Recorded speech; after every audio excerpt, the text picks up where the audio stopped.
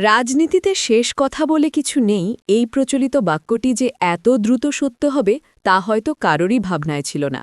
শপথের কয়েকদিনের মাথায় যা ঘটল সেটা কি কেউ ভেবেছিল? আজ আমরা কোনো সাধারণ প্রতিবেদন নয়, বরং বিএনপি সরকারের অন্দরমহলে চলমান এক বিশাল নীল নকশা নিয়ে কথা বলবো। কেন মাত্র দ্বিতীয় দিনেই বিতর্কের মুখে পড়ল এই প্রশাসন? পর্দার আড়ালে কি চলছে কোনো গভীর রহস্য? ক্ষমতার চেয়ারে বসতে না বসতেই যে কাণ্ডটা বিএনপি ঘটালো সেটা শুনলে যে কোনো সাধারণ মানুষের চোখ কপালে উঠতে বাধ্য। আজ সব ফাঁস হবে পদ্মা টিভিতে। চলুন গভীরে যাওয়া যাক। শপথ নেওয়ার রেশ কাটতে না কাটতেই নবগঠিত সরকারের সড়ক পরিবহন মন্ত্রণালয় থেকে যে নির্দেশনা জারি হয়েছে সেটি সাধারণ মানুষের মনে তীব্র শঙ্কা ও ক্ষোভের জন্ম দিয়েছে। অনেকে সরাসরি এটাকে চাঁদাবাজির সরকারি ছাড়পত্র বলে আখ্যা দিচ্ছেন, কারণ নির্দেশনায় বলা হয়েছে সড়কে সমঝোতার ভিত্তিতে টাকা নেওয়া হলে সেটিকে আর চাঁদাবাজি বলা হবে না। মন্ত্রণালয়ের যুক্তি অনুযায়ী কাউকে বাধ্য করে বা ভয় দেখিয়ে টাকা নেওয়া হলে সেটি চাঁদাবাজি, কিন্তু হাসি মুখে সমঝোতা করে টাকা নেওয়া হলে সেটি নাকি কেবল লেনদেন বা চাঁদা। এই ব্যাখ্যা শুনে অনেক নাগরিকই বিস্মিত ও আতঙ্কিত, কারণ বাস্তবতায় সড়কে দাঁড়িয়ে যে সমঝোতা হয় সেখানে শক্তিশালী পক্ষের চাপ থাকে, এই সত্য অস্বীকার করা কঠিন। এই ঘোষণার মধ্য দিয়ে নবনির্বাচিত সরকারের আসল চরিত্র নাকি ধীরে ধীরে প্রকাশ পাচ্ছে, এমনটাই সমালোচকদের বক্তব্য। তাদের মতে রাষ্ট্রীয় পৃষ্ঠপোষকতায় চাঁদাবাজিকে নরমভাবে বৈধ করার এক ধরনের প্রচেষ্টা চলছে। বাইরে থেকে দেখলে এটি প্রশাসনিক ব্যাখ্যা মনে হলেও গভীরে গেলে অনেকে মনে করছেন এটি দলীয় ক্যাডারদের সুবিধা করে দেওয়ার একটি কৌশল। ডিজিটাল সমঝোতা বা সমঝোতার লেবেল ব্যবহার করে রাস্তায় অর্থ আদায়ের পুরনো ব্যবস্থাকে নতুন নামে চালু রাখার পথ তৈরি হচ্ছে, এমন অভিযোগও শোনা যাচ্ছে। এই বিতর্কের কেন্দ্রে থাকা মন্ত্রী রবিউলের ভূমিকা নিয়েও আলোচনা চলছে। সমালোচকদের দাবি, এমন বক্তব্য তার রাজনৈতিক ভবিষ্যতের জন্য ভালো ইঙ্গিত নয়। রাজনৈতিক মহলে কান পাতলে শোনা যায় প্রধানমন্ত্রী তারেক রহমান নাকি মন্ত্রিসভায় বড় ধরনের রদবদলের প্রস্তুতি নিচ্ছেন।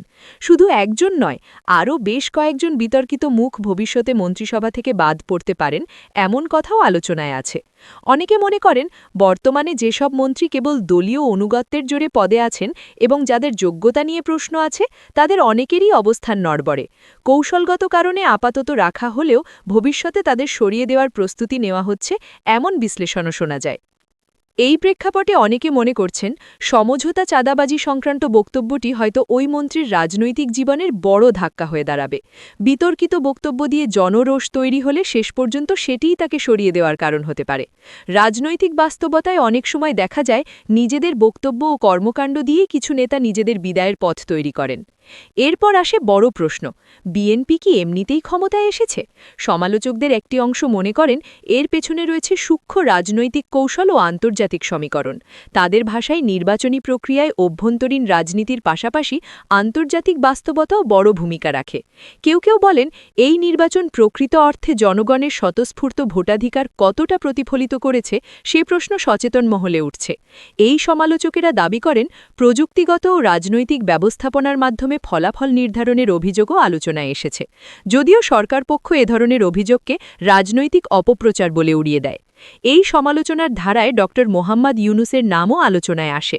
সমালোচকদের মতে তার চারপাশের কিছু উপদেষ্টা বা সংশ্লিষ্ট ব্যক্তিদের প্রভাব ভবিষ্যতে রাষ্ট্রীয় সিদ্ধান্তে পড়তে পারে।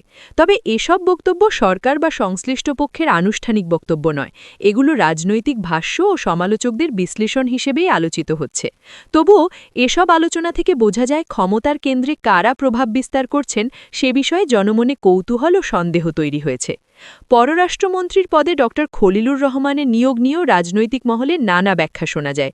কেউ কেউ এটাকে কূটনৈতিক ভারসাম্যের অংশ হিসেবে দেখছেন, আবার কেউ কেউ মনে করছেন এতে সরকারের বৈধতা ও স্বাধীন সিদ্ধান্ত গ্রহণের সক্ষমতা নিয়ে প্রশ্ন উঠতে পারে।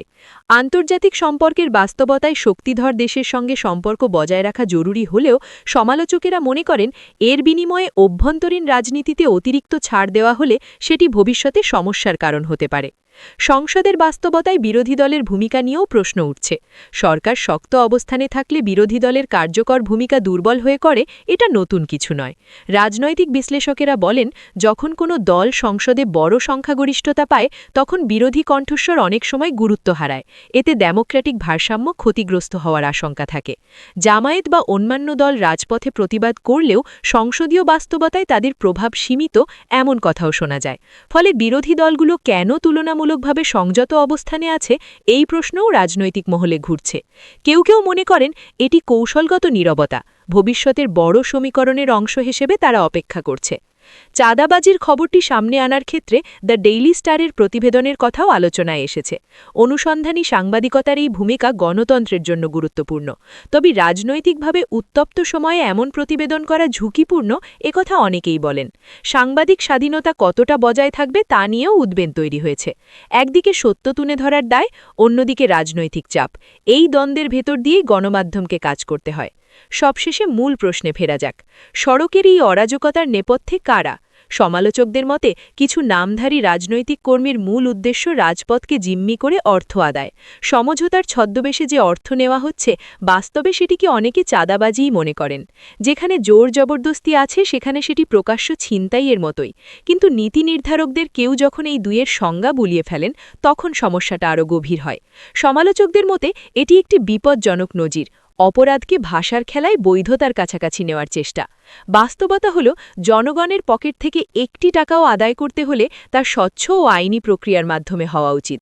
দলীয় ক্যাডাররা রাস্তায় দাঁড়িয়ে সমঝোতার নামে ভাগ বসালে সেটি কোনো সভ্য রাষ্ট্রব্যবস্থা হতে পারে না, বরং এতে রাষ্ট্রের নৈতিক ভিত্তি দুর্বল হয়।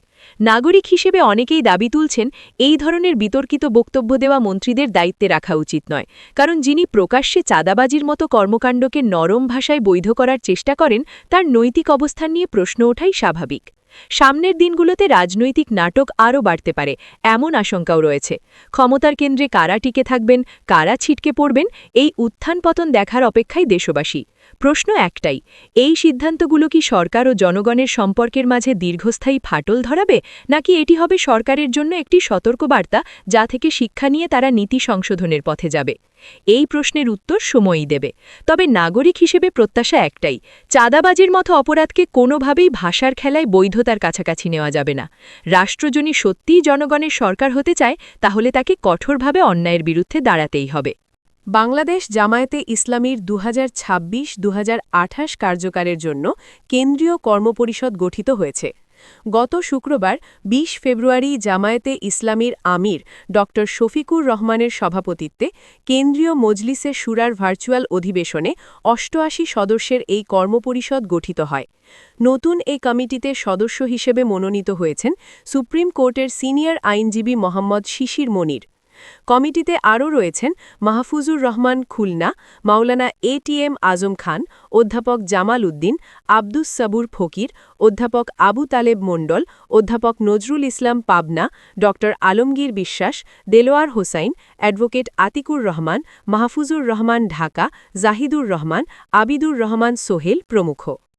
কর্মপরিষদের অপর সদস্যরা হলেন এটিএম আজহারুল ইসলাম এমপি, অধ্যাপক মুজিবুর রহমান এমপি, ড. সৈয়দ আবদুল্লাহ মোহাম্মদ তাহের এমপি, অধ্যাপক মিয়া গোলাম পরোয়ার সাবেক এমপি, মাওলানা এটিএম মাসুম, মাওলানা রফিকুল ইসলাম খান এমপি, ড. AHM হামিদুর রহমান আজাদ সাবেক এমপি, মাওলানা আব্দুল হালিম, অ্যাডভোকেট মুয়াজ্জম হোসেন হেলাল, মাওলানা মোহাম্মদ শাহজাহান, অ্যাডভোকেট এহসানুল মাহবুব জুবায়ের, আব্দুর রব, সাইফুল আলম খান এমপি, অধ্যক্ষ মোহাম্মদ শাহাবুদ্দিন, অধ্যক্ষ মোহাম্মদ ইজ্জতুল্লাহ এমপি, অ্যাডভোকেট মতিউর রহমান আকন্দ, মোহাম্মদ মোবারক হোসেন, মোহাম্মদ নুরুল ইসলাম বুলবুল এমপি, মোহাম্মদ সেলিম উদ্দিন, আবুল আসাদ, মাওলানা মমতাজ উদ্দিন, মুহাদ্দিস আব্দুল খালেক এমপি, অ্যাডভোকেট মোহাম্মদ জসিম উদ্দিন সরকার, অধ্যক্ষ মাওলানা জাইনুল আবেদিন এমপি, মাওলানা আবুল কালাম আজাদ এমপি, অধ্যাপক মাহবুবুর রহমান বেলাল এমপি, অধ্যাপক আহসানুল্লাহ, অধ্যাপক রফিকুল ইসলাম চাঁপাইনবাবগঞ্জ, কাজী দীন মোহাম্মদ, অধ্যাপক ড. এম কোরবান আলী, মোহাম্মদ আব্দুর রহমান মুসা, ড. মোহাম্মদ কেরামত আলী এমপি। এছাড়াও রয়েছেন ড. শফিকুল ইসলাম মাসুদ এমপি, মঞ্জুরুল ইসলাম ভুইয়া, মাওলানা মান্নান, নজরুল ইসলাম চাঁপাইনবাবগঞ্জ, ড. মাওলানা খলিলুর রহমান মাদানী, ড. মাওলানা সামিউল হক ফারুকি, মাওলানা আ.ফ.ম. আব্দুস সাত্তার, মাওলানা মোহাম্মদ আজিজুর রহমান এমপি, মাওলানা মঈনুদ্দিন আহমেদ, অধ্যাপক হারুনুর রশিদ খান এমপি, ড. মোহাম্মদ রেজাউল করিম, প্রফেসর ড.